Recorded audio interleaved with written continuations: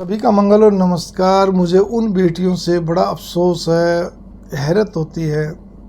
अभी अभी क्या कहते हैं, 2 स्त्रियां आई थी, दोनों ही दादी नानी सब बनी हुई हैं, मज़े वाली दोनों बहनें। ख़ास बात यह है कि यहाँ पर देखने वाली बात यह आती है कि जिनकी दोनों बेटियों को, एक जो बहन थी उसकी दोनों बेटियों को बराबर ये समझाया हुआ था कि भाई देखो, उनका चरित्र चित्रण पूरा कर दिया कि आपका स्वभाव ऐसा, इसलिए इस स्वभाव को ध्यान रखना, ये आड़े नहीं आना चाहिए। मैं सभी को एक चीज़ कहता हूँ, पहली बात तो मन में कोई नेगेटिविटी लाओ मत, लेकिन चलो आ भी गई या आ भी जाती, जाने के बाद आप ये मान के चलो कि उसमें एक चुगलखोर होगा, एक क्या कहते हैं आपका खुदगर्ज होगा, एक क्रोधी होगा, एक महालोभी होगा, ठीक है ना, एक बातों घुमाने वाला होगा, एक ही बात है। अरे भाई कोई बात नहीं, जैसे भी है आपको जब उस घर में रहना तो सबको पचाना पड़ेगा। ऐसा नहीं कि आपका घर राजा हरिश्चंद्र सत्यवादी का और सारे सती सावित्री राजा हरिश्चंद्र बन गए, ऐसा नहीं होता जी, ठीक है ना। लेकिन मैं क्या कहने जा रहा हूँ आपको, क्या कहते हैं, आपने अपनी बातों को, अपनी नाक को, अपनी टांग को, कुछ भी अर्थ ले लीजिए, कहावत है अपनी टांग ऊंची रखना, अपनी नाक ऊंची रखना, ठीक है ना, अपनी बात ऊंची रखना। अरे भाई किस लिए अपनी बात ऊंची रखनी? आपको हर क्यों का जवाब चाहिए, आपने कई बार स्वीकार कहा, हाँ जी मेरे को चाहिए होता है जी, हर बात का स्पष्टीकरण चाहिए होता है जी। आपको क्या कहते हैं, कुल मिलाकर ये नहीं कि हमेशा, लेकिन समय समय पर, चाहे लंबे अंतराल के बाद, लंबे गैप के बाद आप आर्गूमेंट में भी आ जाती हैं, फिर अपने को सच को साबित करने में तुल जाती हैं। इसी प्रकार से प्रशंसा जल्दी से आपसे होती नहीं है। फिर सबसे बड़ी बात एक और भी है कि मैं तो जी सच बोलती हूँ, सच सुनना पसंद करती हूँ, एक ये भी तुर रहा ऊपर से। और अगर आपको किसी चीज़ की कमी निकालनी हो, गलती निकालनी हो, तो फटाफट निकाल देती हूँ, फिर स्पष्ट मतलब स्पष्ट भी बोलती हूँ, कमी भी निकाल दोगी या गलती निकाल दोगी। अरे भाई ये क्यों करना, किस लिए करना? आपको मैंने कितना समझाया, ठीक है ना। मैं ऐसे नहीं करना चाहिए। मैं फिर कहने जा रहा हूँ, आपको इस चीज़ का ध्यान रखना चाहिए, क्योंकि आपने तो एक चीज़ पकड़ ली, मेरी ननद तो कुछ करती नहीं है, मेरी सास थोड़ा सा काम कर बैठ जाती है। अरे भाई किस लिए करना जी, मुझे ये तो बता दो। मैं बार बार इस चीज़ को कहने जा रहा हूँ, ऐसा नहीं करें। इससे क्या था, घर आपका बिगड़ चुका है। बड़ी वाली बेटी भी जो गुड़गांव आज की तारीख में रह रही है, उसका घर किस लिए बिगड़ा हुआ है? उसके घर वालों ने, ससुराल वालों ने कहा जी आप अपनी बेटी ले जाओ, पियर वालों को बोल दिया।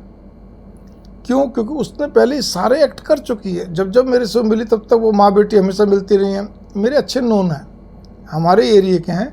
मैंने उनको कहा जी देखो आपको इस चीज़ पे गौर करना चाहिए। एक तो बोले जी बर्दाश्त नहीं होता, आखिर कब तक भाई बर्दाश्त नहीं होता? फिर वो देखो वो लोग तो फिर आपको टिकने नहीं देंगे। फिर ये नोट कर लो कि कोई व्यक्ति इतना ज़्यादा स्पष्ट पसंद नहीं करता जी। आप इस बात पे गौर करिए, हम स्पष्टवादिता केवल एक ही जगह पसंद करते हैं जहाँ हमें कंसल्टेंसी लेनी हो। कंसल्टेंसी कोई मेरे जैसा हो उससे लेनी हो, डॉक्टर हो, वकील हो, मतलब पेशेवर हो, प्रोफेशनल हो, उससे, आर्किटेक्ट हो, सीए हो, फैशन डिज़ाइनर हो, इंटीरियर डेकोरेटर, कुछ भी वहाँ में। अब उदाहरण के लिए डॉक्टर अगर आपको 2 दिन लेट भी कर देता है, 1 दिन भी लेट कर देता है, और हमें मालूम पड़ जाता है अगर 1 दिन पहले होता तो हम इतनी तो हम शिकवा तो रखेंगे, चलो शिकायत नहीं रहेगा, शिकवा डॉक्टर साहब बताए तो 1 दिन पहले ही ना ले जाते हैं। आपको ट्राई लेने की क्या ज़रूरत है जी, एक कहने करती है, ठीक है ना। वकील हो, सी हम फाइल वापस ले लेते हैं। भावना मेरी यहाँ पर, अगर वो गोल गोल बात करें, भावना मेरी यहाँ पर ये है कि आप लोग खुद तो क्या कहते हैं, अपनी बात पे अपनी नाक ऊंची रखते हुए, अपने तुर्रे को क्या कहते हैं बिल्कुल बरकरार रखते हुए, आप तो उसी ढंग से चलते जा रहे हो। आपको कहा कि देखो हर घर के अंदर जो सास होती है, उसको सास थी, उसको स्वीकार करो दिल से। आपको कहीं भी जाना, पति पत्नी को, सास ने कोई काम बोल दिया, सास ने रोक लिया, उसका मन है कि आप यहाँ रहो, तो पहले सास को मान के चलो। मैं फिर कहने जा रहा हूँ, ननद का कोई चीज़ का मन है तो उसके साथ चलो। पति तो फिर भी आपका है, हाँ हैं तो सारे आपके, लेकिन थोड़ा फर्क पड़ता है। कि देखो क्या कहते हैं, है ना, वो पति पे भी फर्क आता है कि पति गुलाम हो गए, उस पर भी आता है कि देखो ये तो हमारी तो कुछ सुनते नहीं, खाली इसके लिए तो मेरा बेटा ही बहुत है। भारतीय संस्कृति कल्चर इस टाइप का, जहाँ पे एक दूसरे से जुड़े हुए, ताना बाना इस टाइप का। वहाँ पे आप क्या कहते हैं, अपना गुस्सा दिखाना, अपनी बात को, सच को साबित करना, हर चीज़ में जिद रखना। चाहे आप बोलो कम, एक ही बार बोलो, महीने में एक ही बार बोलो, लेकिन बोलते तो इतना खारा बोलते हो, स्पष्ट इतना बोलते हो कि सामने वाले की छाती बैठने लगती है। क्यों ऐसा करना? क्यों सबसे पंगे लेना? तारीफ आपसे होती नहीं। भगवान ने आपको रूपवती, गुणवती, बुद्धिमती बना रखा है, लेकिन तारीफ नहीं करनी, है ना? तो किस लिए खाली बस कमियां निकालते रहना, टोका टाकी किए रखना? क्या मतलब बना जी, मुझे बताओ आप। ठीक है, तो इसीलिए छोटी सी बात पे गौर करो कि आप पढ़ी लिखी हो, लेकिन एक सास को, एक ननंद को, आपके परिवार में कितने लोग? केवल 4 लोग, आप समेत 5 हो गए। आप अपने को हटा दीजिए, पति तो है ही आपका, उसको भी एक बार के लिए, लेकिन कोई बात नहीं, आप 4 जनों को तो खुश नहीं कर पा रही ना। फिर आप कहती हैं मैं फैक्ट्री चला सकती हूँ, स्कूल चला सकती हूँ, अस्पताल का मैनेजमेंट कर सकती हूँ, एक बिग हॉस्पिटल का।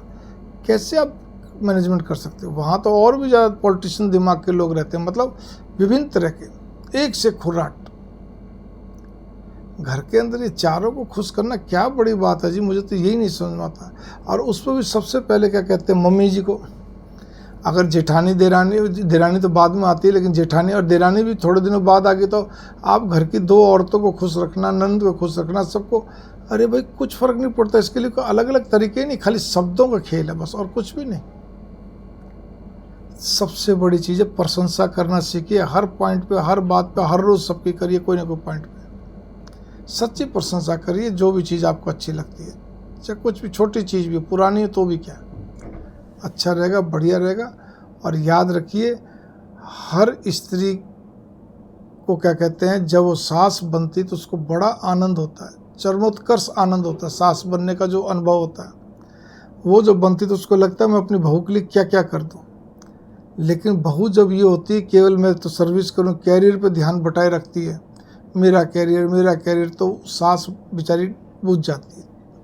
फिर ऊपर से ये मैं सच बोलती हूँ, सच सुनना पसंद करती हूँ, वो और बुझ जाती है। फिर हर छोटी छोटी बात, कभी तो पति की, कभी ननंद की, कभी जेठानी की, कभी देरानी, कभी उधर की, कभी इधर की, कोई परिवार के कोई सदस्य इधर उधर करके उस सास के सामने परोसती रहती है, पति के सामने, पति फिर अपनी माँ को बताता है। कुल मिला के क्या रहता है कि वो सारे परिवार में एक ये हो जाता है कि ये तो भाई इतना स्पष्ट बोल देती है, बिना कुछ सोचे समझे, हर बात को, शब्दों को पकड़ के चलती है, ऊपर से कहते हैं बात का बड़ा बना लेती है, और कब ये क्या कहते हैं बात को रखती है, पटकती है, जिसको कहना चाहिए, अचानक ही सबके तोते खुश हो जाते हैं। तो उससे क्या होता है, फिर आप बुरी बन जाती हो, आपके लिए फिर हो जाता है भी तो झांसी की रानी है, बहुत तेज़ तरार है, जो भी मतलब कहने करते एक जुमला है ये, मतलब बहुत तेज़ तरार है। तो फिर आपको ऐसा नहीं करना चाहिए। मैं तो इतना ही कहूँगा, इन चीज़ों से बचो। घर बसाने के लिए ये स्पष्टवादिता, सच वगैरह कुछ नहीं है। आप अपनी अपनी मम्मी को देखिए ना, माताओं को देखिए जिन्होंने आपको जन्म दिया, उन्होंने भी कितनी बातें पचाई हैं, दबाई हैं, ढकी हैं अपने पूरे पर, तो घर चलता है, परिवार चलता है। वरना तो आपके पापा भी उखड़ लिए होते और मम्मी भी उखड़ ली होती। ठीक है ना? मेरी छोटी सी बात को बहुत गहराई से चलें। मंगल कामनाएं, नमस्कार। उनकी कमियां मत निकालें। देखो जी, आपने सारी बात कही थी वो तो ठीक है, लेकिन फिर भी उनको भी तो सोचना चाहिए, वो इतनी बातें क्यों घुमाते, इतना झूठ क्यों बोलते हैं। मेरे पति के आगे कुछ बोलते, अपने बेटे के आगे उसके आगे कुछ, अरे छोड़ो। कोई, मैंने कहा ना, सारे झूठे, चलो सारे झूठे, अब क्या कर लोगे। आपको रहना तो रहिए, नहीं तो आ जाइए, अपने पियर आ जाइए, लेकिन झगड़ा मत करिए प्लीज़। इससे ज़्यादा कुछ नहीं है। और रहना तो उनकी शर्तों पे रहना पड़ेगा, उनके हिसाब से चलना पड़ेगा, उन्हीं की तरह से चलना पड़ेगा, तब तो दाल गलेगी। कई बार ये होता है पति पत्नी में बहुत अच्छे संबंध होते हैं और उससे कम बनते हैं, तो भाई या तो आप अलग हो जाओ। नहीं अलग हो सकते, ऐसी व्यवस्था या क्या कहते हैं नहीं है, ठीक है ना, अवस्था और व्यवस्था दोनों नहीं है। तो फिर जब तक उस जॉइंट फैमिली में रहो, चुपचाप रहो, बस मुस्कुराते रहो बस, और ज़्यादा कुछ नहीं। पति के भी कान मत भरो, पति को भी कोई बातें मत बताओ, आखिर वो माँ का बेटा है, माँ भी नहीं तो कोई तो होगा ना, उसको बोलेगा वो। मंगल कामना, नमस्कार। थोड़े को ज़्यादा समझिए, नमस्कार।